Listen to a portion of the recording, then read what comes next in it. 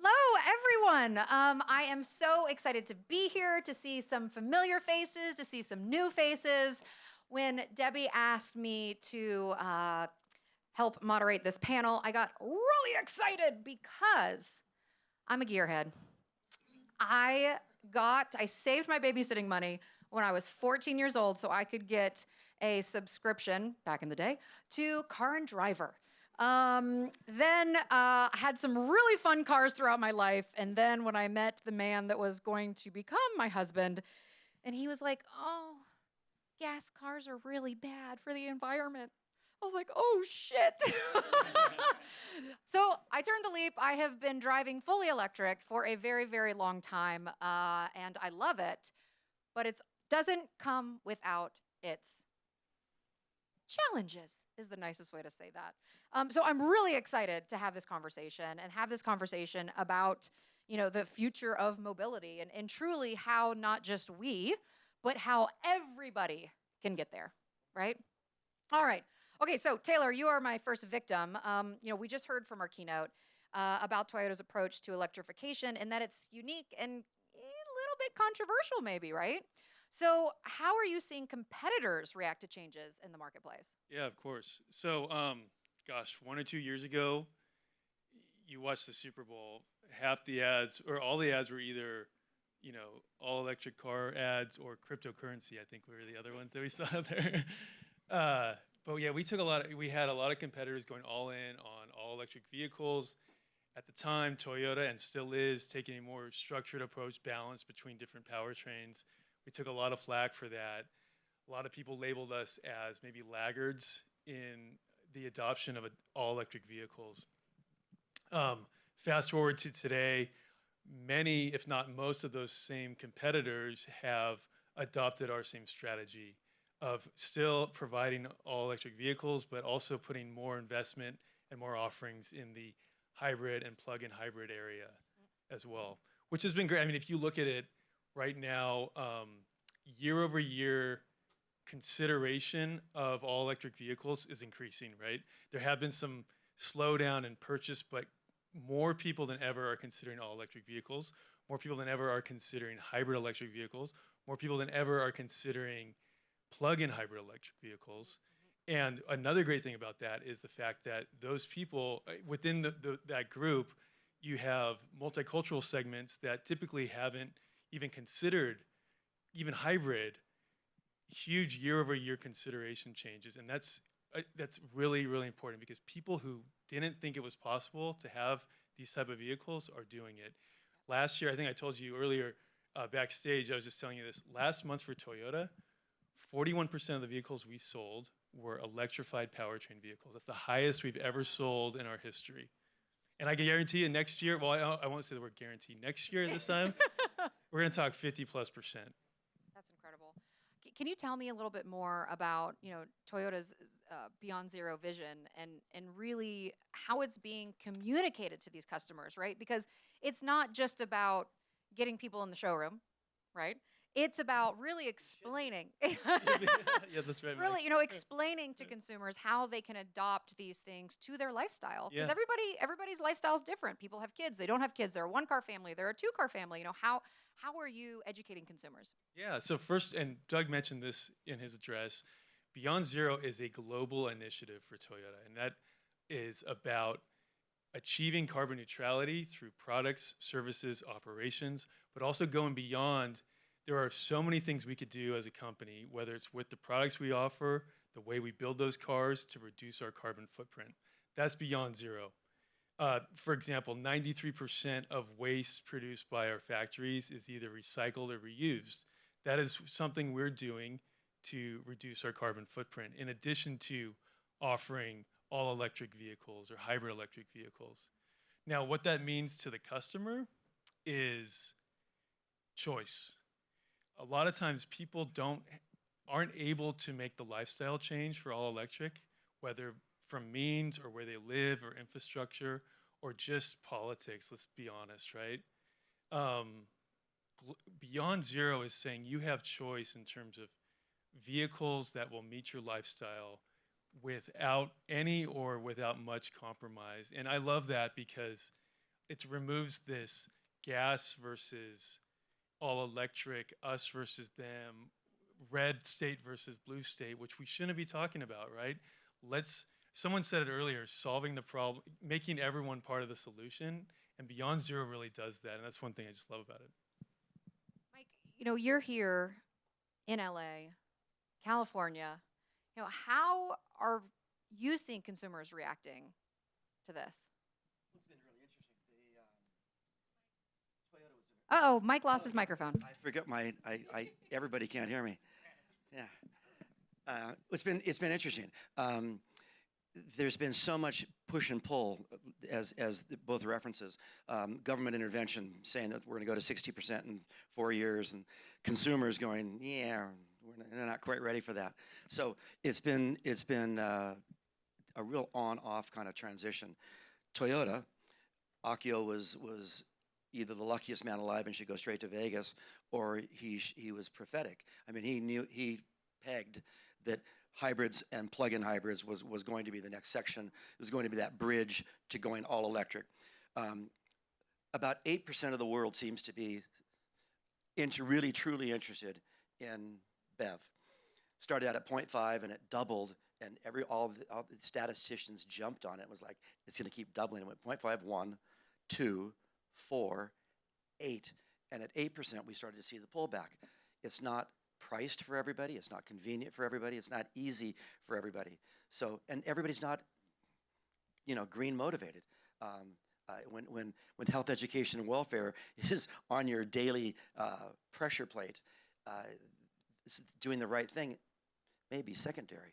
So, Santa Monica was certainly more critical of that. We were way out in front, so we got hurt more. We were all jumping in there, and I represent 10 franchises, and everybody's been jumping in hard. Toyota dragged their feet, and whatever reason, nailed it. So, but now we can all feel it coming. I agree 100%. It's absolutely still coming.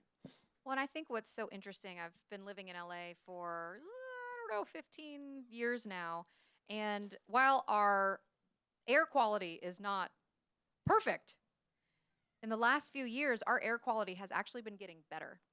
And one of the reasons, they've really equate that to just having more of these hybrid and alternative vehicle, fuel vehicles on the road. And that's just really exciting. But I'm also from North Carolina. And so I also recognize that there's some people that, their vehicles are their work. And they work far away, and they work on a farm, and they have to have a lot of horsepower to pull things. And so I think, too, it's when you do live on the coasts and you're surrounded by like-minded people in your own group, it's also, we just also have to think the way we're going to change the planet is by making sure that there's something for everyone, right? Yeah. And air quality is for everyone, but we need to make sure that there are options for everyone. So, Mike, again, another question for you. What other trends of electrification are you seeing here locally well, not necessarily locally, across 10 dealerships, in this area, let's call it?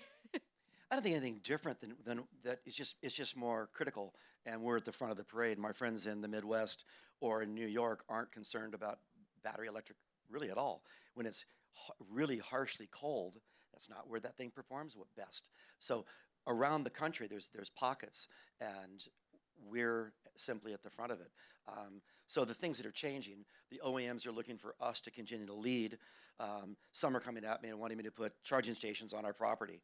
Well, apparently they've never been out to Santa Monica and seen how many parking spaces are empty. But so we're looking for ways to change things. So perhaps if we act as a filling station, it's an idea. Locally, not locally, across the country, we've been paying Tesla to share their stations. It's a good thing if you drive a Volvo BEV. It's a bad thing if you drive a Model S. It's not necessarily universally accepted by everybody. And then Elon fired 500 people in the division. It's been kind of a headline, so it's not shocking, but fired the whole division that made charging stations. So it's interesting to watch what motivates that boy and how hard he flip-flops around. Give you That's a whole nother panel. Yeah, it's a whole different one. Analyzing Elon. So nothing terribly different about Santa Monica other than that we're at the forefront and people are coming in asking me questions about, what are we doing now? Yeah. Just got back from a Porsche meeting, and we've got a bunch of battery electric cars coming out. The European Union was ahead of us on EU. The EU was ahead of us on BV adoption. Well, maybe a hair too much. So we had a whole meeting about, let's slow it down just a touch, not panic, but just drag our feet. We can bring an ICE car along with the BEV car for a year. So you'd have a brand new BEV thing and then a 1, 2, 3-year-old ICE car. How long would y'all put up with that and think that was a good idea? And then what would it be in? Maybe an SUV would be more forgiving. If it was a gas and a BEV and the ICE was a little bit older technology, that'd be okay. But in a sports car, hell no. It's got to be today's best. So we're all making adjustments and considerations as to how to get through this. Toyota simply has timed it better than anybody else. Mike, you sell all 4 Toyota vehicles. Yeah. How do you help consumers decide? For instance, like I said, I jumped in the all-electric head first, but I was single. And now I'm married and we have 2 children and we're a 1-car family and we make it work, but we also live in the middle of LA. Yeah. So how do you help people that maybe have to commute for their job, that have long drives, that have, children at multiple drop-off places? I've heard this story 3 times today. One from Debbie's daughter, one from the girl that put my headset on. So it's interesting. This is a timely conversation. But when you come in and you think you want BEV, I have to be careful to challenge you a bit and make sure that you. Oh, can you tell everybody what you mean by BEV, by the way? Battery electric. Sorry, ICE. I just figured that. I was like, internal combustion versus BEV. PHEV is plug-in hybrid, but I won't do that acronym for you. Just BEV and ICE. So when someone comes in and think they want BEV, we've got to make sure that they sincerely want it. And the first thing I do is how green do you want to be? And then maybe what is green to you? So is it mileage? Is it the air? Is it mining? That changes the subject a little bit. So what is green? How green do you want to be? How many kids in the family? If there's 2 and when you have a birthday party, you have 6 kids in there, are you going to buy a car for that event that happens 4 times a year? Or are you going to take the other car, if there is another car, right? In LA, most people looking at BEVs have another car in the family someplace. That's pretty common. So we kind of go through this little transition of how are you sure you want it? And are you willing to put up with some of the quirks that come with it? I love mine. I drive a Porsche Taycan out there. It's beautiful, fast. I get my diamond. We gotta get you in a Lexus RZ, right? I'm getting an RZ tomorrow, actually. You're right. You should say. But I love it. I got 10,000 miles on it. I'm in the diamond lane. I mean, I wouldn't trade for anything. But I also have access to other cars. So it's an easy process to make sure that I qualify them and help them pick the car that was really going to fit them.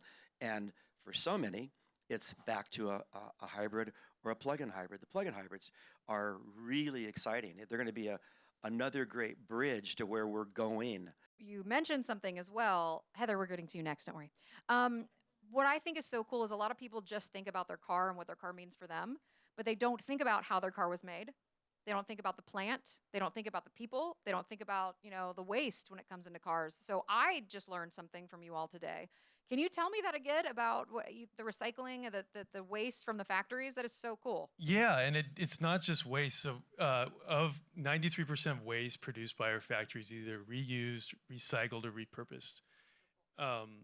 We also, and I wish I had the stat on top of me, with me right now on how we utilize water, significantly less water than traditionally we've used in the past, the industry as a whole, to produce vehicles. But yeah, I think someone said it earlier, I know I mentioned it's about progress, right?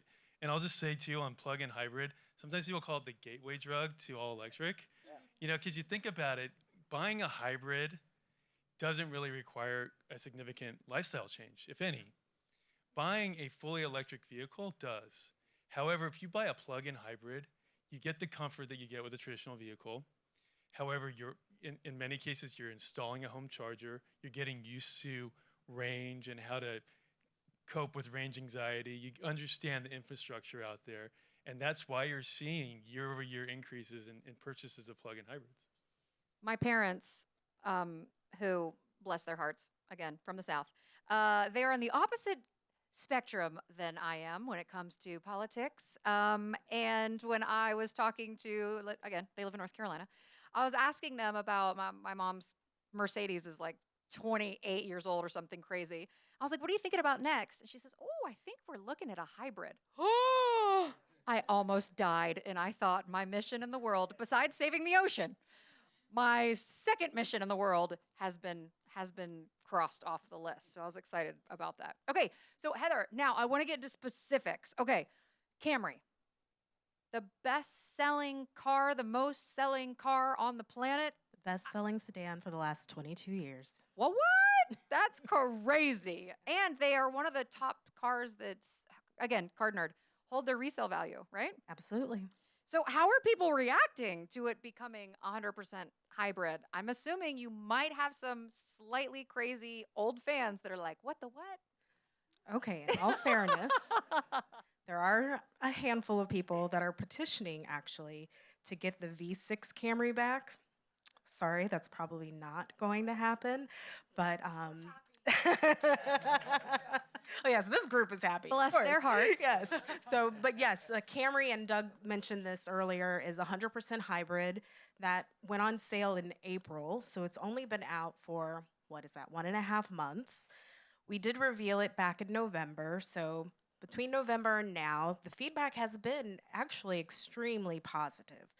Overall, people, initially when they look at a car, most of the time it's how it looks, the styling, the design, the exterior, interior, what are the features. So when you look at the new Camry, and I hope you all saw that beautiful red SE in the front of the hotel, one of my absolute favorites. It's our top seller. I could ramble on all day. I hope you have time. And everyone is really surprised by the sporty styling. Some people initially said, oh, I don't know, it still looks like a Camry. Well, we didn't want to make it look like a completely new vehicle. We didn't want you to look at it and say, what is that?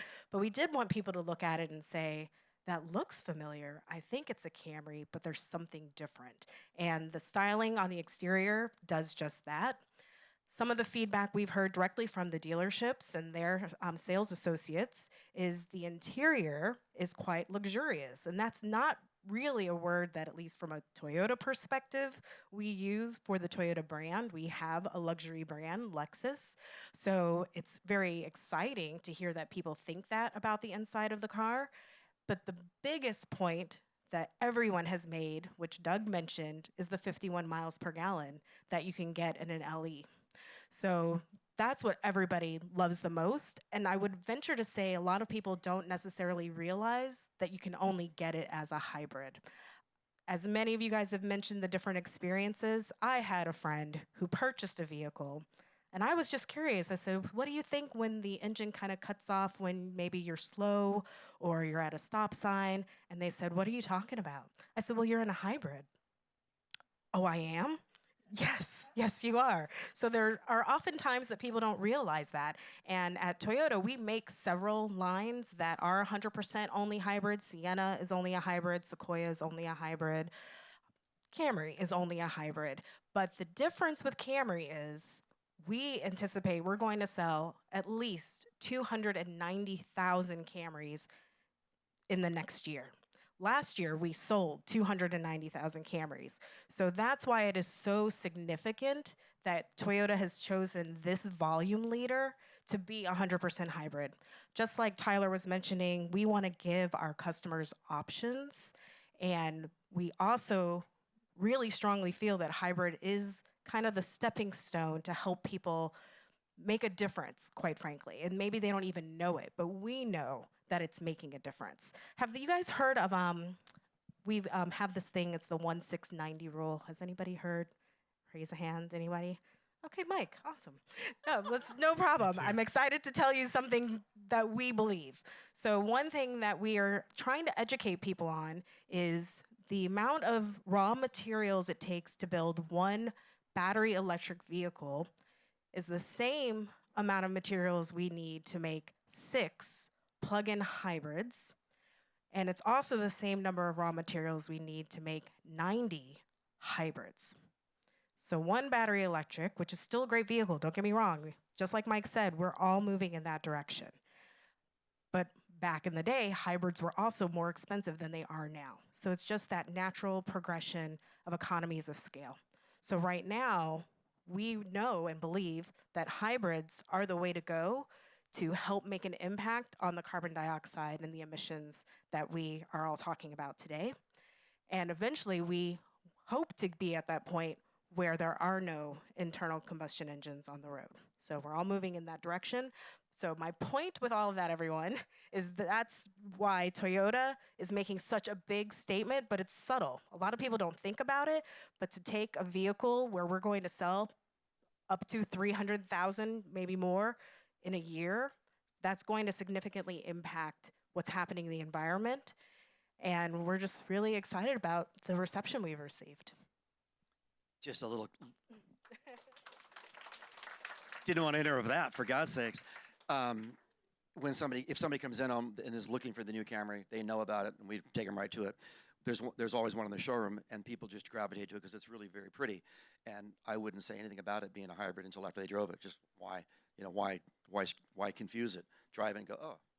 Because typically, the battery gives you a little more low-end torque, and the gas engine gives you a little more range.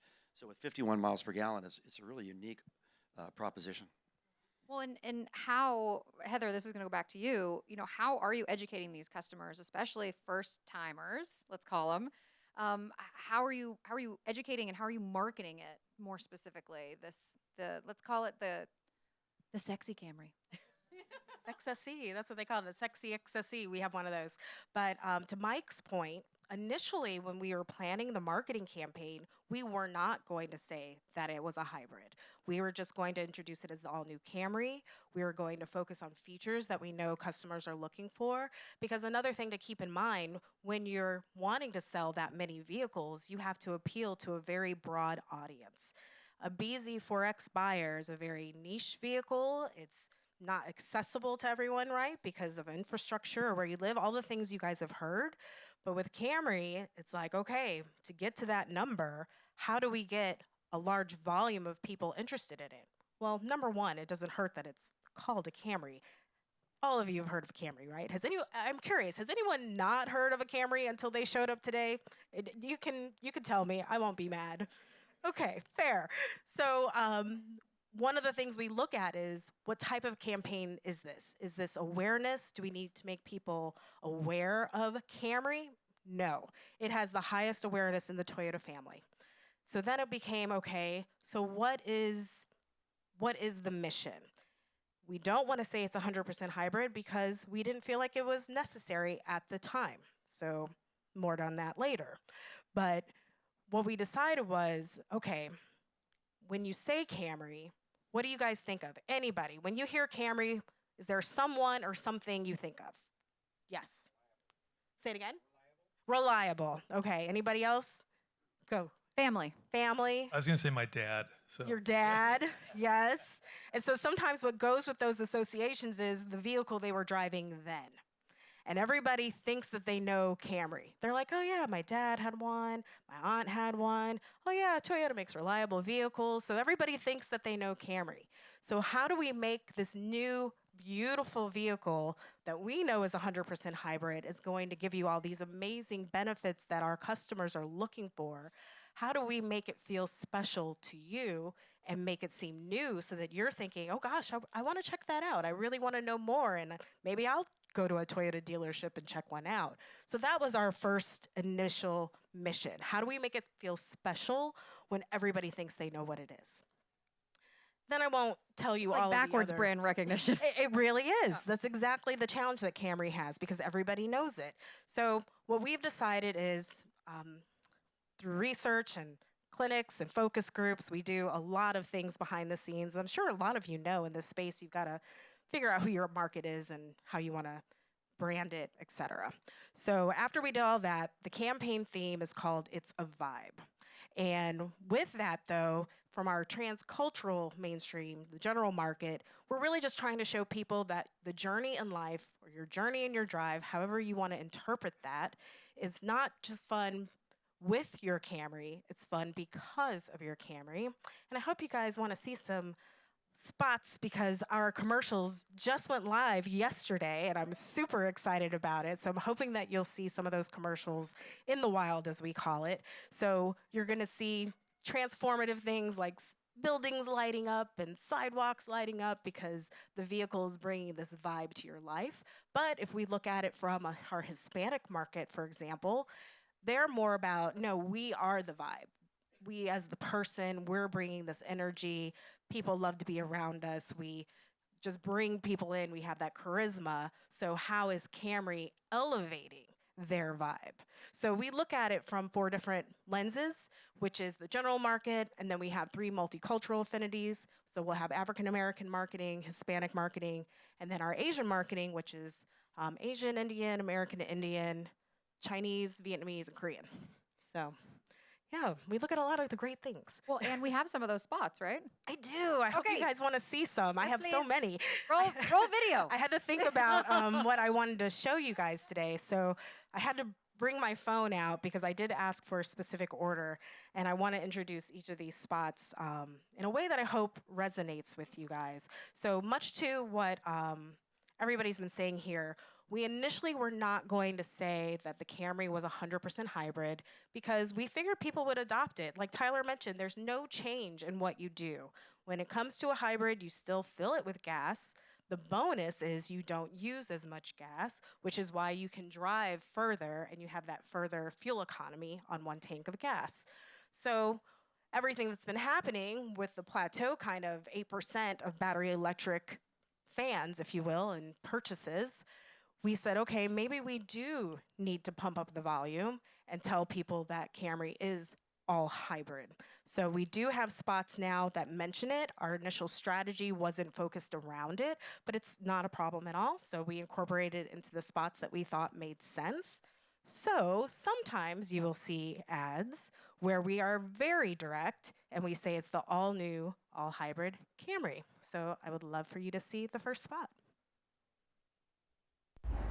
Okay, ideas. Where are we going? I got one. I got one.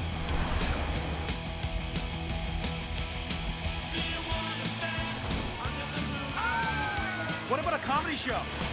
I've seen you. I've swiped on you. No. Okay. Oh, I got an idea. I feel hungry.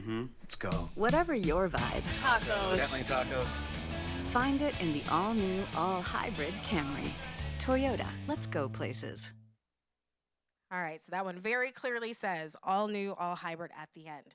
So that one was fun, relatable. Our sedan owners told us, hey, sometimes the car is a place for me, but also I want to be able to have family or friends in it and then be comfortable. So that's kind of what that spot was inspired by. The next spot, sometimes we want to connect to people more emotionally or what's going on in their community. So before I tell you why, let's see this African American spot.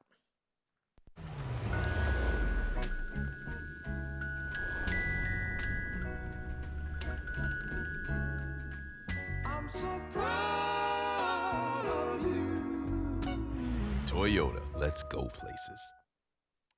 So that was actually the 15-second. I'm trying to be cognizant and not make you watch all the 30-second spots.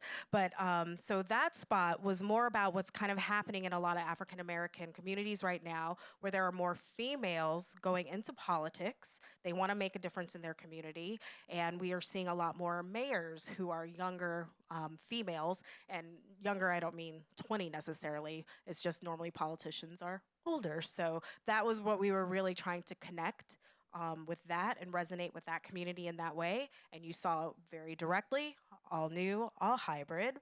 But sometimes we want to be a little funny because who doesn't want to laugh?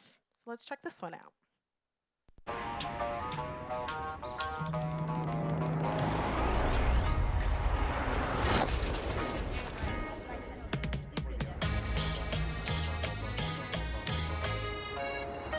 Only mic laughed. What happened? Wait a minute. Okay. So in that one, obviously the guy's like, is anybody feeling this? Is this just me? Why is this happening to me? But And the driving gloves were a fabulous touch. oh, thank you. We debated those driving gloves. So thanks so much. So yeah, so sometimes we want to make people laugh. And in that one, again, very clear, all new, all hybrid. But sometimes we just want to say all new. We do want to make sure you know that there's a new product out there. And that's what we've done with this spot.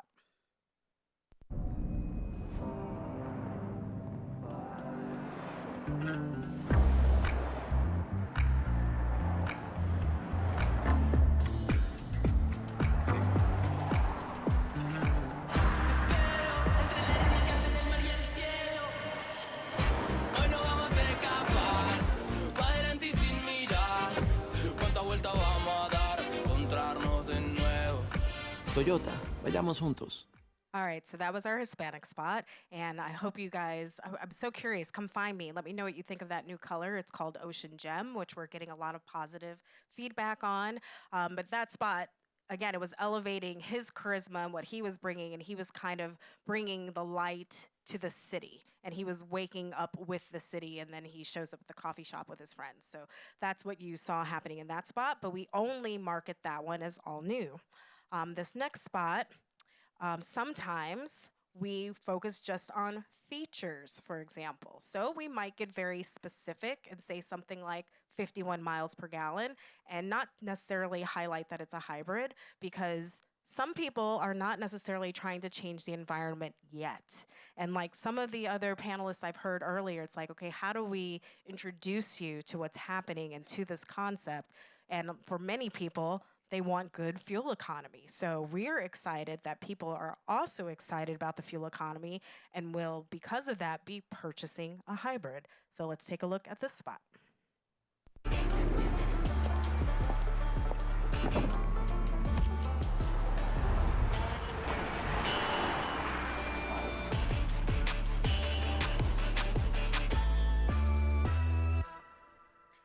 All right, these next three are all 15 seconds, so we'll be fast. Some people are interested in how fast am I going to go? Because I have a hybrid, does it mean it's slow, it's going to lag? What's my ability to merge onto traffic or speed up on a highway ramp? So we try to highlight that feature.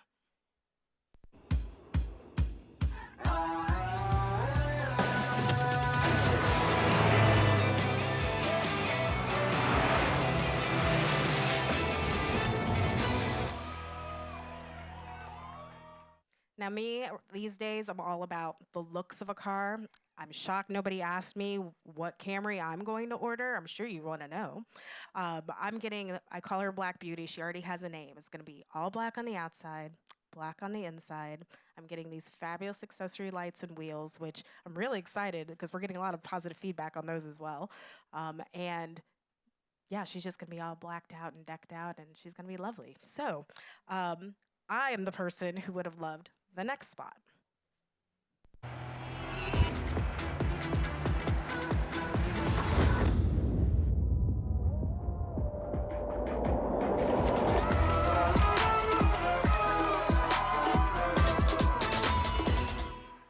And it's a good thing I only have a 15-second spot because we have 25, 4, 3, 2 seconds left. So let's just play this last one because who doesn't want good sound?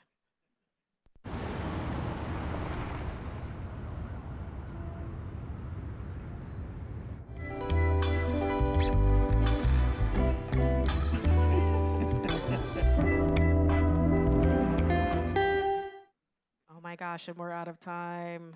Thank Okay, I have one last you. question. One last question. Will my children, who are 5 and almost 3, will they ever even have internal combustion engine cars? Yes, we're gonna phase into this. Internal combustion's gonna get really small, but it's gonna take years for it to go away completely. There's simply places when you have to rely on something right now, you can't screw around with it. So I think we'll phase out of it. There'll be some hangers on, like you mentioned, farm country. Everybody built big, expensive electric pickup trucks. I was kind of, I wouldn't have done that. You know, when you're in a truck, you're pulling something, you're hauling something. You're typically on vacation where it's hot or cold. You know, so anyway, I think the early adopters. Fire trucks might need to stay internal combustion. Yeah, Maybe. yeah, I so- don't know. Yeah, so Yeah. the farm's gonna. So anyway, so it's gonna fill. It's gonna and hydrogen is gonna become more prevalent. It's gonna phase out slowly. Your kids they'll still be around. Mike gave a really good answer. I don't know how I topped that. Well, you guys, thank you so much. And also, as an EMA board member, thank you so much for all the support throughout the years for us and this incredible organization. Thank you all so much. And thanks, you guys. Thank you.